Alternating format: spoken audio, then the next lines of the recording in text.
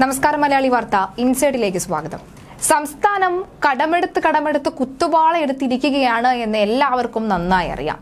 പക്ഷേ ഏറ്റവും കൂടുതലും വിഷമം ഇപ്പോൾ അനുഭവിച്ചുകൊണ്ടിരിക്കുന്നത് പെൻഷൻ പറ്റാറായ സർക്കാർ ജീവനക്കാർ തന്നെയാണ്. സർക്കാർ ജോലിയൊക്കെയാണെന്ന് പറഞ്ഞിട്ട് എന്ത് കാര്യം എന്നാണ് അവർ ഇപ്പോൾ ചോദിക്കുന്നത്. കേന്ദ്ര സർക്കാർ കനിഞ്ഞില്ല എങ്കിൽ വീണ്ടും ശമ്പളവും പെൻഷനും മുടങ്ങുമെന്ന മുന്നറിയിപ്പ് വരികയാണ്. സംസ്ഥാനത്തിന് കടമെടുക്കാനുള്ള കേന്ദ്രത്തിന്റെ അന്തിമ അനുമതി ലഭിക്കാത്തതാണ് ഇതിന് പ്രധാന കാരണം. വെള്ളിയാഴ്ച അനുമതി കിട്ടിയില്ല എങ്കിൽ ഈ മാസം കടമെടുക്കാനും കഴിയില്ല. തെരഞ്ഞെടുപ്പ് പെരുമാറ്റച്ചട്ടം ഉള്ളതിനാൽ തന്നെ അനുമതി കിട്ടില്ല എന്നും സൂചന ഉണ്ട്. തീരുമാനം വൈകിയാൽ ഖജനാവ് കാലിയാകും. ഈ മാസം ഏകദേശം 10,000-ലധികം സർക്കാർ ജീവനക്കാർ വിരമിക്കുന്നുമുണ്ട്. ഇവർക്ക് ആനുകൂല്യം നൽകുന്നതും പ്രതിസന്ധിയിലാകും. അതിനിടെ ഈ പ്രശ്നത്തെ നേരിടാൻ പെൻഷൻ പ്രായം ഉയർത്തൽ അടക്കം പലതും സർക്കാരിന്റെ പരിഗണനയിലുണ്ട്. റിസർവ് ബാങ്ക് വഴി കടപ്പത്രത്തിലൂടെയാണ് കടമെടുക്കുന്നത്. ചൊവ്വാഴ്ചകളിലാണ് കടപ്പത്ര ലേലം. വരുന്ന ആഴ്ചയ്ക്കുള്ള ലേലത്തിൽ പങ്കെടുക്കാൻ വെള്ളിയാഴ്ചകളിലാണ് വിജ്ഞാപനം ഇറക്കേണ്ടത്.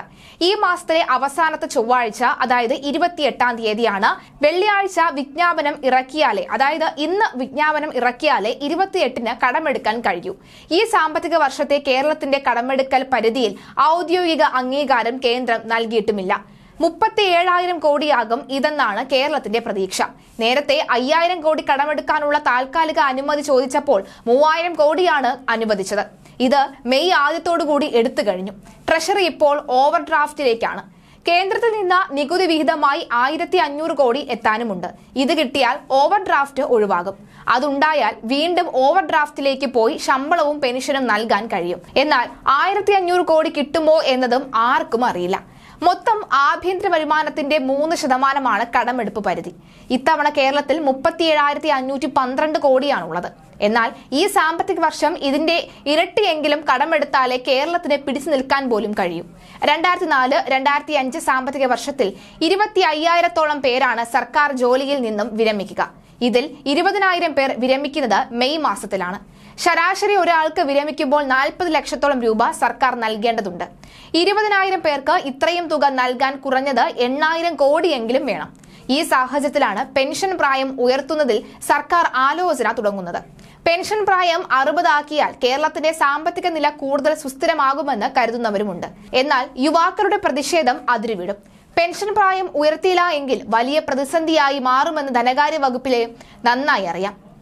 എത്ര കിട്ടിയാലും ഏകദേശം 38,000 കോടിയാകും കടമെടുക്കാനുള്ള കേന്ദ്ര സർക്കാർ ഈ വർഷം അനുവദിക്കാൻ പോകുന്ന പരിധി. ഇതിൽ 10,000 കോടിയിലധികം പെൻഷൻ ആനുകൂല്യം നൽകേണ്ടി വരുന്നുണ്ട്. കേരളത്തിന്റെ സാമ്പത്തിക സ്ഥിതിയെ തകർക്കും.